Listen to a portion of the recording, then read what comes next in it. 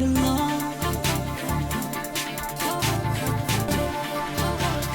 We are the army of Christ. Born by His blood, cleansed by His word, born of the Spirit to the risen Jesus Christ. We belong. By His blood, cleansed by His word, born of the Spirit to the risen Jesus Christ. We belong. We are the army of Christ. We are Christ army. We are the army of Christ. We are Christ army. Not by sight, but by the faith we live. Not against flesh, not against flesh, but against the forces of darkness we fight. We are the army of Christ. We are the army of Christ. We are Christ army. We are the army of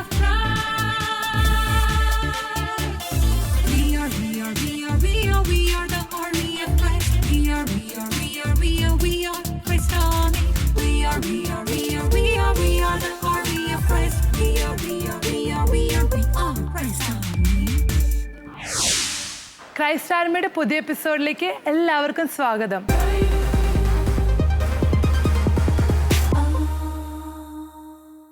Bible basic information before living earth. വചനം പാദങ്ങൾക്ക് വിളക്കും പാതയിൽ പ്രകാശവുമാണ്. വചനം സത്യമാണ്, ജീവനാണ്. വചനത്തെക്കുറിച്ച് Christ ആർമിയുടെ കൂടെ ഒന്ന് ചിന്തിച്ചാലോ? Praise the Lord. നിങ്ങൾക്ക് എല്ലാവർക്കും സുഖമാണോ? ഇന്ന് സിസ്റ്റർ നിങ്ങളോട് പറയാൻ പോകുന്നത് നമ്മുടെ ജീവിതത്തിൽ അനുദിനം നമ്മൾ ഭക്ഷിക്കേണ്ട മന്നയായ ദൈവവചനത്തെക്കുറിച്ചാണ്. എല്ലാവരുടെയും കയ്യിൽ ബൈബിൾ ഉണ്ടോ? വീട്ടിൽ ബൈബിളുള്ള കാര്യമല്ല സിസ്റ്റർ ചോദിച്ചേ. പേഴ്സണലായിട്ട് എത്ര പേരുടെ കയ്യിൽ ബൈബിൾ ഉണ്ട്? വെരി ഗുഡ്, കൈ താഴ്ത്തിക്കോ. എപ്പോഴും ഓർക്കണം, നമ്മുടെ ഒരു ടീഷർട്ട് ഉണ്ട് നിങ്ങളുടെ വീട്ടിൽ. ആ ടീഷർട്ട് തന്നെയാണോ ചേട്ടനും ചേച്ചിയും പപ്പ എല്ലാവരും ഇടുന്നത്? നിങ്ങൾക്ക് നിങ്ങളുടേതായ സ്വന്തമായിട്ടുള്ളതില്ലേ?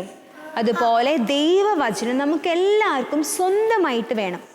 നിങ്ങളെല്ലാവരും ഇല്ലാത്തവര് പപ്പയോടും മമ്മിയോടും എന്ത് പറയണം? ഇന്ന് എനിക്ക് ഒരു ബൈബിൾ മേടിച്ചു തരണമെന്ന് പറയണം. സ്വന്തമായിട്ടുള്ള ബൈബിൾ. ആ ബൈബിൾ നിങ്ങൾ നിങ്ങളുടെ നെഞ്ചോട് ചേർത്ത് വെക്കേണ്ട ഒരു വിശുദ്ധമായ വസ്തുവാണ്. ബൈബിൾ നമ്മൾ പലപ്പോഴും ഒരു ടെക്സ്റ്റ് ബുക്ക് വായിക്കണ പോലെ വായിച്ച് തീർക്കാറുണ്ട്, അല്ലേ? കാറ്റഗറിസം ക്ലാസ്സിൽ പറഞ്ഞ് പരീക്ഷയുണ്ട്, അപ്പോൾ സെയിൻറ്റ് മാത്യുവിൻ്റെ ഭാഗം വായിക്കണം, ലൂക്കിൻ്റെ ഭാഗം. പക്ഷേ അതിൽ ഓരോ വചനത്തിനും ഒത്തിരി ശക്തിയുണ്ട് മക്കൾ. ആ ശക്തി നമ്മൾ തിരിച്ചറിഞ്ഞു കഴിഞ്ഞാൽ ഒരിക്കലും നമ്മൾ അലസമായിട്ട് ലേസി ആയിട്ട് അത് വായിക്കില്ല. നോർത്ത് അമേരിക്കയിൽ എൽ സാൽവദൂർ എന്ന് പറഞ്ഞൊരു സ്ഥലമുണ്ട്. ആ സ്ഥലത്തിൻ്റെ പ്രത്യേകത എന്ന് വെച്ചാൽ ഈ ലോകത്തിൽ തന്നെ ഒത്തിരി അവരിൽ ക്രൂരരായ മനുഷ്യർ ജീവിക്കുന്ന ഒരു സ്ഥലമാണത്, എൽ സാൽവദൂർ.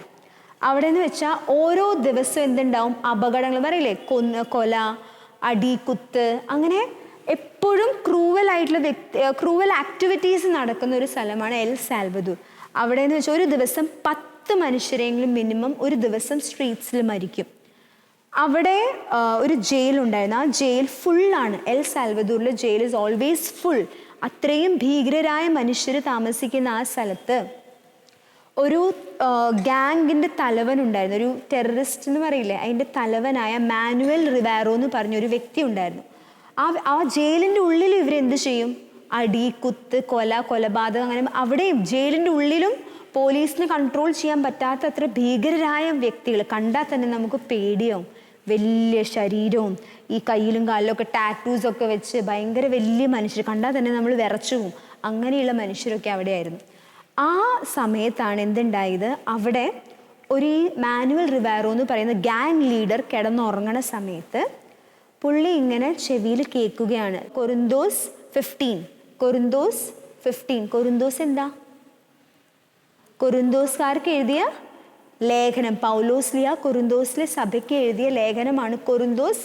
ചാപ്റ്റർ 15 എന്നാണ് ചെവിയിൽ കേൾക്കുന്നത്. ഈ മനുഷ്യനിത് മനസ്സിലായില്ല. രാത്രി മൊത്തം ഇതെന്താന്ന് വിചാരിച്ച് അയാൾ രാവിലെ എഴുന്നേറ്റപ്പോൾ മറ്റേ മനുഷ്യനോട് ചോദിച്ചു, ഞാനിങ്ങനെ രാത്രി ഇന്നലെ എനിക്ക് ഉറങ്ങാൻ പറ്റിയില്ല. സാധാരണ കൂർക്കം വലിച്ച് ഉറങ്ങുന്നത് ഞാൻ, പക്ഷെ ഇന്ന് എനിക്ക് ഉറങ്ങാൻ പറ്റിയില്ല. രാത്രി മൊത്തം ഈ വേർഡ് എൻ്റെ ചെവിയിൽ കേൾക്കായിരുന്നു, കൊരിന്തോസ് 15:15. അതെന്താ സംഭവം, ഇത് ഏതാ സ്ഥലം, എന്താ, എനിക്കൊന്നും മനസ്സിലാവില്ല. അപ്പോൾ അയാൾ പറഞ്ഞു, ഞാനിത് കേട്ടിട്ടുണ്ട്, ബൈബിളിലൊരു ബുക്കാണ് കൊരിന്തോസ് 1 and 2 ലേഖനം എന്ന് പറഞ്ഞു. അപ്പോൾ ഞാൻ ആ സാധനം ഒന്ന് വായിക്കണമല്ലോ, അത് എവിടെ കിട്ടുക? ഇയാൾ ഗ്യാങ് ലീഡർ അല്ലേ. അപ്പോൾ ഇയാൾ പോലീസിനോട് ചോദിച്ചപ്പോഴേക്കും പോലീസിൻ്റെ ആൾ പേടിച്ച് വരച്ച്, ആ തരാം, അതൊരു ബൈബിളാണ്, ബൈബിൾ തന്നേക്കാന്ന് ഓർത്ത്. ഇയാളൊരു ക്രിസ്ത്യനാണെന്ന് ഓർക്കണം കേട്ടോ, ഇയാൾക്ക് അതുപോലും അറിയില്ല, ബൈബിളിലെ ബുക്സ് പോലും ഇയാൾക്ക് അറിയില്ല. അപ്പോൾ അയാൾ ഈ ബൈബിൾ എടുത്ത് അതിൽ കൊരിന്തോസ് മറ്റേ ആൾ സഹായിച്ച് വായിച്ചു തുടങ്ങി. ഇയാൾ വായിച്ചു തുടങ്ങിയപ്പോൾ ഇയാളുടെ മുഖത്തൊക്കെ ഒരു പ്രകാശം വന്നു തുടങ്ങി. ഇയാൾ പിന്നീട് മുട്ടുകുത്തി നിന്നത് വായിച്ചു തുടങ്ങി. കുറച്ച് വായിച്ചു കഴിഞ്ഞപ്പോൾ ഇയാളുടെ കണ്ണിൽ നിന്ന് വെള്ളം വന്നു തുടങ്ങി. അപ്പോൾ അടുത്ത് ഇരിക്കുന്നവരൊക്കെ ഇയാൾ എന്തെങ്കിലും വായിക്കണം, എന്താ പറ്റിയ ആൾക്ക്, ഹി ഹാസ് ചേഞ്ച്ഡ്, ഒരു ട്രാൻസ്ഫോർമേഷൻ നടക്കുമായിരുന്നു അവിടെ. ആ സമയത്ത് ഈ കൂടെ ഉണ്ടായിരുന്ന മനുഷ്യർ പറഞ്ഞു, എന്നാൽ താൻ ആ വായിക്കുന്നത് ഉറക്കം വായിക്കും. ഉറക്കം വായിച്ച് ഞങ്ങൾക്കൊക്കെ കേൾക്കാമല്ലോ എന്ന് പറഞ്ഞു. ഉറക്കം വായിച്ചു തുടങ്ങിയപ്പോൾ എല്ലാവരും മുട്ടുമ്പോൾ നിന്ന് തുടങ്ങി, കൈ കൂപ്പി നിന്ന് തുടങ്ങി. ബൈബിളിലെ ഓരോ വാക്കുകളും ഓരോ വചനങ്ങളും കേട്ട് അവരുടെ ഹൃദയം എന്തായി, മാനസാന്തരപ്പെട്ടു തുടങ്ങി. നമ്മൾ വചനത്തിൽ കേൾക്കുന്നത്, നിന്റെ ശിലാഹൃദയം എടുത്ത് മാറ്റി മാംസളമായ ഹൃദയം ദൈവം നിനക്ക് നൽകും. വചനം വായിച്ചപ്പോൾ ശിലാഹൃദയം പോലെ, കല്ല് പോലെ ഇരുന്ന അവരുടെ ഹൃദയങ്ങളൊക്കെ എന്തായി മാറി, അത് മാംസമുള്ള, അതായത് ജീവനുള്ള, സ്നേഹമുള്ള ഹൃദയങ്ങളായിട്ട് അത് മാറിത്തുടങ്ങി. പിന്നീട് ഇവരെന്ത് ചെയ്തു എന്നറിയോ, ആ എൽ സാൽവദോറിലെ ജയിൽ പിന്നെ വേർഷിപ്പിംഗ് സെൻറ്ററായി മാറി. എന്തായി മാറി? വേർഷിപ്പിംഗ്. അവിടെ ദൈവസ്തുതികൾ ഉയർന്നു തുടങ്ങി. ഈ ക്രിമിനൽസ് ആയ വ്യക്തികളൊക്കെ എന്ത് ചെയ്തു തുടങ്ങി, ഈശോയെ ആരാധിച്ചു തുടങ്ങി. അവിടെ 2 ഗ്യാങ് ഉണ്ടായിരുന്നു, 2 ഗ്രൂപ്പ് എന്ന് പറയില്ലേ, 2 ഗ്യാങ്കാർ ഒന്നായി ഒരുമിച്ച് വചനം വായിച്ച് ഈശോയെ സ്തുതിച്ചു തുടങ്ങി. വചനത്തിൻ്റെ ശക്തിയാണത്, വചനത്തിൻ്റെ ശക്തി. ഈ കഴിഞ്ഞ ദിവസം കൗൺസിലിംഗ് സമയത്ത് ഒരു കുഞ്ഞു പറഞ്ഞ, സിസ്റ്റർ എനിക്ക് ഒത്തിരി കാലിന് വേദന ഉണ്ടായിരുന്നു. അപ്പോൾ എൻ്റെ ഗ്രാൻഡ് മദർ പറയുമായിരുന്നു, നിനക്ക് ഹീലിംഗ് വേണമെങ്കിൽ വേർഡ് ഓഫ് ഗോഡ് വായിക്കാൻ, ബൈബിൾ വായിച്ചു കഴിഞ്ഞാൽ നമ്മുടെ ജീവിതത്തിൽ നമുക്ക് ഹീലിംഗ് കിട്ടുമെന്ന്. അപ്പോൾ ഈ കൊച്ചിതൊന്നും വിശ്വസിച്ചില്ല. അമ്മാമ്മ, അവൻ്റെ ഗ്രാൻഡ് മദർ നിർബന്ധിച്ച് അവനെ ബൈബിൾ കൊടുത്ത് വായിക്കടാന്ന് പറഞ്ഞ് നിർബന്ധിച്ച് എല്ലാ ദിവസവും അവൻ 3 ചാപ്റ്റർ വായിക്കുമായിരുന്നു. 3 ചാപ്റ്റർ വായിച്ച് കണ്ടിന്യൂസ് ആയിട്ട് 3 ചാപ്റ്റർ വായിച്ച് എന്തുണ്ടായെന്നറിയോ, പയ്യെ അവന് മനസ്സിലായി അവൻ്റെ ആ കാലിൻ്റെ അസുഖം അത് ആർക്കും മാറ്റാൻ പറ്റാത്തൊരു അസുഖമായിരുന്നു. ആ അസുഖം പയ്യെ ആ വേദനയുടെ കാരണം പോലും ഡോക്ടേഴ്സിന് പറയാൻ പറ്റാത്ത ആ കാരണം എന്താ, വേദനയുടെ കാരണം അല്ലെങ്കിൽ എന്ത് പ്രോബ്ലം കൊണ്ട് അവരുടെ കാലിൽ വേദന ഉണ്ടായിരുന്നത് പോലും രോഗമറിയാത്ത അല്ലെങ്കിൽ ഡോക്ടേഴ്സിന് പോലും കണ്ടുപിടിക്കാൻ പറ്റാത്ത ആ രോഗം ആര് മാറ്റിക്കൊടുത്തു? ഈശോ മാറ്റിക്കൊടുത്തു. എങ്ങനെ ഈശോ മാറ്റിക്കൊടുത്തേ? വചനത്തിലൂടെ ഈശോ മാറ്റിക്കൊടുത്തു. വചനം ഹെബ്രായർക്ക് എഴുതിയ ലേഖനത്തിൽ 4-ാം അധ്യായം 12-ാം വാക്യം നമ്മൾ വായിക്കുന്നത് എന്താ? വചനം സജീവവും ഊർജ്ജസ്വലമാണ്, ഇരുതല വാളിനേക്കാളും മൂർച്ചയേറിയതാണ്. 2 സൈഡും എന്തുണ്ട്, അതിൻ്റെ 2 സൈഡും ഷാർപ്പാണ്. സാധാരണ നൈഫിൻ്റെ ഷാർപ്പ്നെസ് എങ്ങനെയാ? ഒരു സൈഡല്ലേ? നിങ്ങൾ കത്തി കണ്ടിട്ടില്ലേ? ഒരു സൈഡല്ലേ, മറ്റേ സൈഡിനെ മുറിച്ചാവുമോ? ഇല്ല. പക്ഷെ വചനം ഡബിൾ സോഡിഡാണ്, 2 എഡ്ജ് ഷാർപ്പൻ സോഡാണ്. എന്ത്? ദൈവവചനം. അപ്പം നിങ്ങൾ എന്ത് ചെയ്യണം? ഈ ബൈബിൾ വായിക്കണമെങ്കിൽ മക്കളെ നമുക്ക് എല്ലാവർക്കും കൃപ വേണം. ചിലപ്പോൾ അത് വായിക്കുമ്പോൾ എന്താ തോന്നുക, അയ്യോ ബോറിംഗ് ആയിട്ടൊക്കെ തോന്നും. നിങ്ങൾ ഈശോയോട് പ്രാർത്ഥിച്ചിട്ട് പറയണം, പരിശുദ്ധാത്മാവ് ഇന്ന് ഞാൻ ബൈബിൾ വായിക്കുമ്പോൾ എനിക്ക് എന്തെങ്കിലുമൊക്കെ മനസ്സിലാക്കി തരണേ, വായിക്കുന്ന ഒരു ഇൻട്രസ്റ്റ് ഒക്കെ തരണോ എന്ന് പ്രാർത്ഥിച്ചിട്ട് നിങ്ങളൊരു തീരുമാനം എടുത്തു നോക്കിയേ. ബൈബിൾ എടുക്കാനും വായിക്കാനുള്ളൊരു തീരുമാനം. 2 ദിവസം നിങ്ങൾ വായിച്ചു കഴിഞ്ഞാൽ 3-ാമത്തെ ദിവസം തൊട്ട് ബൈബിൾ നിങ്ങളുടെ അടുത്തേക്ക് വരും, വചനം നിങ്ങളുടെ അടുത്തേക്ക് വരും. ഇതുപോലെയായിരുന്നു സെയിൻറ്റ് റോസ് ഓഫ് ലീമ. വായിക്കാൻ കിട്ടൂലായിരുന്നു, ഒന്നും വായിക്കാൻ അറിയില്ലായിരുന്നു സെയിൻറ്റ് റോസ് ഓഫ് ലീമയ്ക്ക്. കാരണം എന്താണെന്നറിയോ, അവളുടെ ബ്രദേഴ്സിനൊക്കെ ചേട്ടന്മാരെയൊക്കെ സ്കൂളിൽ വിട്ടു പപ്പയും മമ്മിയും. ഇവളെ പിന്നീട് വിടാന്ന് പറഞ്ഞ് ഇവള് സ്കൂളിൽ പോയിട്ടില്ല, ഇവൾക്ക് വായിക്കാൻ അറിയില്ല. ഭയങ്കര വിഷമമായിരുന്നു. കാരണം എല്ലാവരും ചേട്ടനൊക്കെ ബൈബിൾ വായിക്കുന്നത് കാണുമ്പോൾ കൊതിയാവും. ചേട്ടനോടൊക്കെ പോയി ചോദിക്കാം, എന്നെ പഠിപ്പിച്ചു തരുമോ വായിക്കാൻ? എനിക്ക് വായിക്കാൻ അറിയില്ല. പക്ഷേ ആരും ഇവളെ പഠിപ്പിക്കാനോ ശ്രദ്ധിക്കാനോ ഉണ്ടായിരുന്നില്ല. ഇവള് കരഞ്ഞ് പ്രാർത്ഥിച്ച് എന്തുണ്ടായെന്നറിയോ, ഒരു ദിവസം പ്രാർത്ഥിക്കുന്ന സമയത്ത് അവൾക്ക് ഒരു വലിയ പ്രകാശം കുരിശിൽ നിന്ന് വരുന്നത് കണ്ടു. അത് കഴിഞ്ഞ് അവള് ഈ ബൈബിൾ എടുത്തിട്ട് കളിക്കാൻ പോയപ്പം ഒരു കൊച്ചു ബാലൻ വന്ന് കളിക്കാൻ തുടങ്ങി ഇവളുടെ കൂടെ. അപ്പോൾ ഈ ബാലൻ ചോദിച്ചു, നീ ആരാ ചോദിച്ചു. അപ്പോൾ ഇവള് പറഞ്ഞു, ഞാൻ ഉണ്ണീശോയുടെ റോസയാണെന്ന് പറഞ്ഞു. അപ്പോൾ റോസ ചോദിച്ചു, നീ ആരാ? അപ്പോൾ ആ ഉണ്ണി പറഞ്ഞു, ഞാൻ റോസയുടെ ഉണ്ണീഷു ആണെന്ന്. അപ്പോൾ റോസയ്ക്ക് ഭയങ്കര സന്തോഷമായി, കാരണം ഉണ്ണീഷു എൻ്റെ കൂടെ കളിക്കാൻ വന്നു. അപ്പോൾ ഉണ്ണീഷു ചോദിച്ചു, എന്ത് വേണേലും പറഞ്ഞു, ഞാൻ ചെയ്തു തരാമെന്ന് പറഞ്ഞു. എനിക്ക് വായിക്കണം, വിശുദ്ധരുടെ പുസ്തകവും ബൈബിളും ഒന്നും വായിക്കാൻ എനിക്കറിയില്ലാണ്. അപ്പോൾ ഉണ്ണീഷു കൈ പിടിച്ച് കൊണ്ടുപോയി അവളെ വായിക്കാൻ പഠിപ്പിക്കും. അതുപോലെ നിങ്ങൾ പ്രാർത്ഥിച്ചാൽ ആര് വരും നിങ്ങളുടെ അടുത്തേക്ക്? ഉണ്ണീഷോ നിങ്ങളുടെ അടുത്ത് വന്ന് നിങ്ങൾക്ക് പറഞ്ഞു തരും ഇതാണിതിൻ്റെ അർത്ഥമെന്ന്. മനുഷ്യൻ അപ്പം കൊണ്ട് മാത്രമല്ല, ദൈവത്തിൻ്റെ നാവിൽ നിന്ന് വരുന്ന ഓരോ വാക്കുകൊണ്ടുമാണ് ജീവിക്കുന്നത്. നിങ്ങൾ ഓർക്കും, ഞാൻ ചോറുണ്ടു, ഞാൻ വലിയ ജിമ്മിന് പോയി, ഞാൻ കളിച്ചു, അതുകൊണ്ട് ഞാൻ സ്മാർട്ടായി, ബ്യൂട്ടിഫുള്ളായി, ഹാൻസമായി. നോ, ദൈവത്തിൻ്റെ വചനം, ദൈവത്തിൻ്റെ ഓരോ വാക്കുകൊണ്ടുമാണ് നിങ്ങൾ ഓരോരുത്തരും ജീവിക്കുന്നത്. അത് വിശ്വസിക്കുന്നുണ്ടോ നിങ്ങൾ? നിങ്ങൾ ഓരോരുത്തരും ജീവിക്കുന്നത് ദൈവത്തിൻ്റെ വാക്കുകൊണ്ടാണ്. അപ്പോൾ ഈ വചനത്തെ നമുക്ക് മുറുകെ പിടിക്കാം. നിങ്ങൾക്കറിയോ വചനത്തിൽ എത്ര പുസ്തകമുണ്ട്? 73 books are there in the Bible. Old testament ഉണ്ട്, ന്യൂ ടെസ്റ്റ്മെൻ്റ് ഉണ്ട്. ആർക്കെങ്കിലും ബൈബിളിലെ എല്ലാ ബുക്കും പറയാൻ പറ്റുമോ? ശരി, ബുദ്ധിമുട്ടാണ് അല്ലേ? നെക്സ്റ്റ് വീക്ക് വരുമ്പോൾ സിസ്റ്റർ നിങ്ങളോട് ചോദിക്കും, ബൈബിളിലെ എല്ലാ ബുക്കും കാണാപ്പാഠം പഠിച്ചു, അറ്റ്ലീസ്റ്റ് ന്യൂ ടെസ്റ്റ്മെൻറ്റ് പഠിച്ചിട്ട് വരണം. ന്യൂ ടെസ്റ്റ്മെൻറ്റ് എളുപ്പമല്ലേ? ന്യൂ ടെസ്റ്റ്മെൻറ്റിൽ എത്ര ബുക്കുണ്ട്? 27. അപ്പോൾ 27 ബുക്സിൻ്റെ പേരെങ്കിലും നിങ്ങൾ ഓരോരുത്തർ പഠിച്ചിട്ട് വരണം. പിന്നെ ഒരു ബൈബിൾ ഡയറി ഉണ്ടാക്കണം മക്കളെ. നമ്മൾ ഈ മെഡിസിൻ കഴിക്കണ കണ്ടിട്ടുണ്ടോ? എന്തിനാ മെഡിസിൻ കഴിക്കണേ? എന്തിനാ മെഡിസിൻ? രോഗം മാറാൻ, ചിലർ രോഗം വരാതിരിക്കാൻ, വിറ്റാമിൻ്റെ ഗുളിയൊക്കെ കഴിക്കണ കണ്ടിട്ടില്ലേ? രോഗം മാറാനായിട്ടൊക്കെ കഴിക്കും, വരാതിരിക്കാൻ കഴിക്കും. അപ്പം നമ്മൾ ഇന്ന് തൊട്ട് എന്ത് മെഡിസിൻ കഴിക്കും? ദൈവവചനമാകുന്ന ഓരോ ക്യാപ്സ്യൂൾസ് എവറി ഡേ കഴിക്കണം. ഒരു കുഞ്ഞ് ബുക്ക് എടുത്തിട്ട് നിങ്ങളത് ഡെക്കറേറ്റ് ചെയ്തിട്ട് അതിൽ എഴുതണം മൈ ബൈബിൾ ഡയറി. എന്തെഴുതണം? My Bible diary. എല്ലാ ദിവസവും പറ്റുന്നവരിനി എല്ലാ ദിവസവും പറ്റിയില്ലെങ്കിൽ അറ്റ്ലീസ്റ്റ് 1 വീക്ക്, വീക്ക്ലി വൺസ് എന്ത് ചെയ്യണം? ഒരു ഇഷ്ടമുള്ള ദൈവവചനം നിങ്ങൾക്ക് സിമ്പിളായിട്ടോ അല്ലെങ്കിൽ സ്ട്രൈക്ക് ചെയ്യണ ദൈവവചനമില്ല. ചിലത് വായിക്കുമ്പോൾ ഭയങ്കര ഇഷ്ടമാണ് നമുക്ക് അല്ലേ? ചില ബൈബിൾ വേർഡ്സ് വായിക്കുമ്പോൾ നമുക്ക് നീർച്ചാൽ തേടുന്ന മാൻപേടയെ പോലെ, ദൈവമേ എൻ്റെ ഹൃദയം അങ്ങേ തേടുന്നു, എൻ്റെ ഈശോയെ ഞാൻ നിനക്ക് പൂർണ്ണമായി, അങ്ങനത്തെ നിങ്ങൾക്ക് തൊടുന്ന, നിങ്ങൾ സ്ട്രൈക്ക് ചെയ്യുന്ന ഒരു ബൈബിൾ പോയിന്റ് എടുത്തിട്ട് നിങ്ങളത് എഴുതി പഠിക്കണം. എഴുതിയാൽ മാത്രം മതിയോ? സ്കൂളിൽ പോകുമ്പോഴും നടക്കുമ്പോഴും ഇരിക്കുമ്പോഴും കിടക്കുമ്പോഴും ഒക്കെ എന്ത് പറയണം? ഈ ക്യാപ്സ്യൂൾ പോലെ ഇത് നിങ്ങൾ പറഞ്ഞുകൊണ്ടിരിക്കണം. ഇത് പറഞ്ഞു കഴിഞ്ഞാൽ എന്താവും? അപ്പോൾ നിങ്ങളൊരു വർഷം എത്ര വചനം നിങ്ങൾക്ക് അറിയാമെന്ന് ഓർത്ത് നോക്കിക്കേ.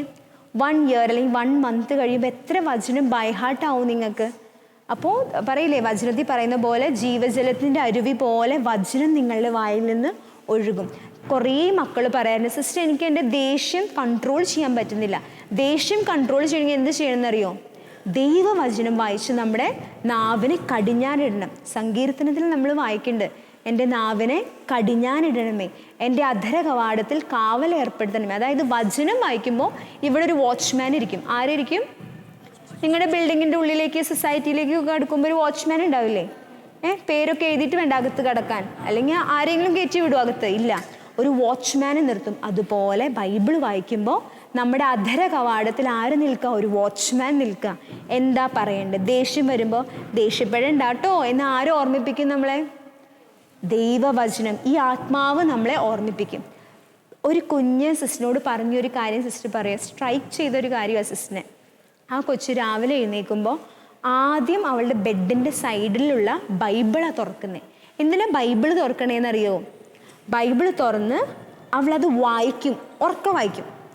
ഒരു വേർഡായിരിക്കും, ആ ബൈബിൾ വേർഡ് വായിച്ചു കഴിഞ്ഞിട്ട് അവൾ ക്ലോസ് ചെയ്ത ഉമ്മ വെച്ചിട്ടാണ് അവൾ വെക്കുന്നത്. കാരണം എന്താണെന്നറിയോ? അവൾ പറയുന്നത്, സിസ്റ്റർ എൻ്റെ മമ്മി എനിക്ക് പറഞ്ഞു തന്നിട്ടുണ്ട്, ഞാൻ ആദ്യമായിട്ട് എഴുന്നേറ്റ് അത് തുറക്കുമ്പോൾ കാണുന്നത് എന്താ? ദൈവ വചനം. തൊടുന്നത് എന്താ? ദൈവ വചനം. അത് ഉറക്കം വായിക്കുമ്പോൾ ഞാൻ പറയുന്നത് എന്താ? ദൈവവചനം. വായിക്കുമ്പോൾ ഞാനത് കേൾക്കുന്നത് എന്താ? ദൈവവചനം. ഞാൻ ശ്വസിക്കുന്നത് ദൈവവചനം. അങ്ങനെ നമ്മുടെ പഞ്ചേന്ദ്രിയങ്ങൾ, നമ്മുടെ 5 സെൻസസ് എന്താവുക? പ്യൂരിഫൈ ആവുക. രാവിലെ തന്നെ എന്ത് ചെയ്യുക? നമ്മൾ കിടക്കാൻ നേരത്തും ഒരു ബൈബിൾ പോയിന്റ് വായിച്ചിട്ട് കിടക്കുമ്പോൾ നമ്മുടെ 5 സെൻസസ് എന്താവുക? പ്യൂരിഫൈ ചെയ്യാം. അപ്പം നമുക്കൊന്ന് പ്രാർത്ഥിക്കാം. എല്ലാവരും കണ്ണടച്ചേ. ഈശോയെ, ദൈവവചനം സ്നേഹിക്കുവാനും വായിക്കുവാനും അതനുസരിച്ച് ജീവിക്കുവാനും എനിക്ക് കൃപ നൽകണമേ. വചനം എക്സ്പീരിയൻസ് ചെയ്താൽ നമുക്കുണ്ടാവുന്ന അനുഭവങ്ങളൊന്നും ചെറുതല്ല. അത്തരത്തിലൊരു അനുഭവം നമുക്ക് കേട്ടാലോ?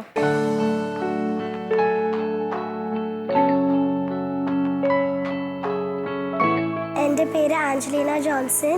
ഞാൻ ബോംബെയിൽ നിന്ന് ആൻറ്റോഫിൽ പാരിഷ്. എൻ്റെ കുടുംബത്തിൽ പപ്പ, മമ്മി, ചേച്ചി, പിന്നെ ഞാൻ ഈ ക്രൈസ്റ്റ് ആർമി റിട്രീറ്റ് കൂടിയ കൊണ്ട് ദൈവത്തിൽ അടുക്കുവാനും ദൈവവചനം വിശ്വസിക്കാനും പിന്നെ പ്രാർത്ഥിക്കാൻ കൃപ കിട്ടി. ഞാൻ എല്ലാ ദിവസവും വീട്ടിൽ പ്രാർത്ഥിക്കാറുണ്ട്. പിന്നെ ഈ ക്രൈസ്റ്റ് ആർമി റിട്രീറ്റിൻ്റെ അഡോറേഷൻ സമയത്ത് എനിക്ക് ടങ്സ് ഓഫ് ഫയർ കിട്ടിയിട്ടുണ്ടായിരുന്നു. അതുകൊണ്ട് ഞാൻ എല്ലാ ദിവസവും ഇപ്പോൾ വീട്ടിൽ പ്രാർത്ഥിക്കാറുണ്ട്, പിന്നെ ബൈബിൾ റീഡ് ചെയ്യാറുണ്ട്. വചനം പാദങ്ങൾക്ക് വിളക്കും പാതയിൽ പ്രകാശവുമാണ്. നമുക്കൊരു വചനം പഠിക്കാം. വിശുദ്ധ മത്തായി 4:4. അവൻ പ്രതിവചിച്ചു, മനുഷ്യൻ അപ്പം കൊണ്ട് മാത്രമല്ല ദൈവത്തിൻ്റെ നാവിൽ നിന്ന് പുറപ്പെടുന്ന ഓരോ വാക്കുകൊണ്ടുമാണ് ജീവിക്കുന്നത് എന്ന് എഴുതപ്പെട്ടിരിക്കുന്നു.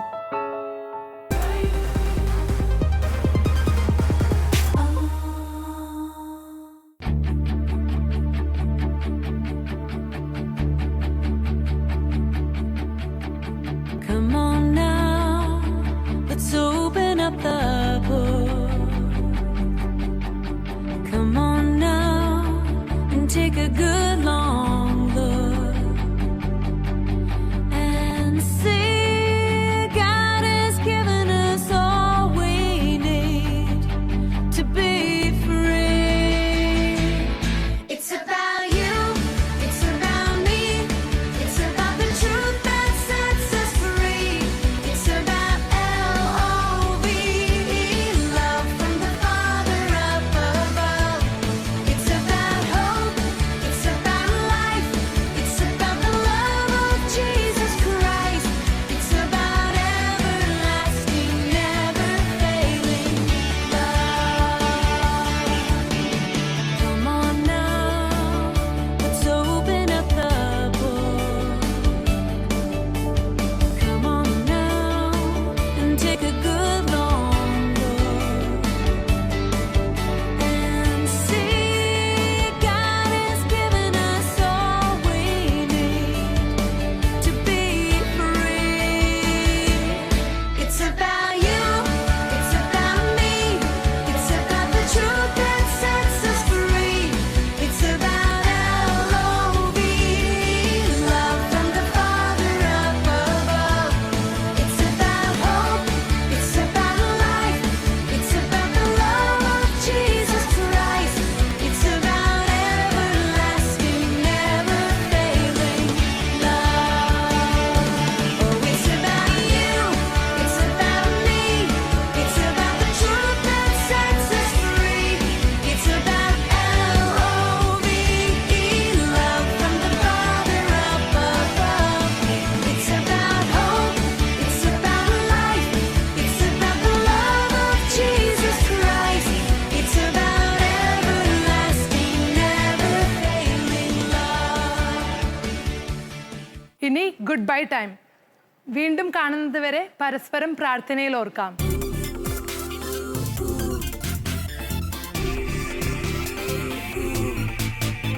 Born by His blood, cleansed by His word, born of the Spirit to the risen Jesus Christ we belong. We are the army of Christ. Born by His blood, cleansed by His word, born of the Spirit to the risen Jesus Christ we belong. By His blood, cleansed by His word, born of the Spirit to the risen Jesus Christ we belong. We are the army of Christ. We are all Christ army. We are the army of Christ. We are all Christ army. Not by sight, but by the faith of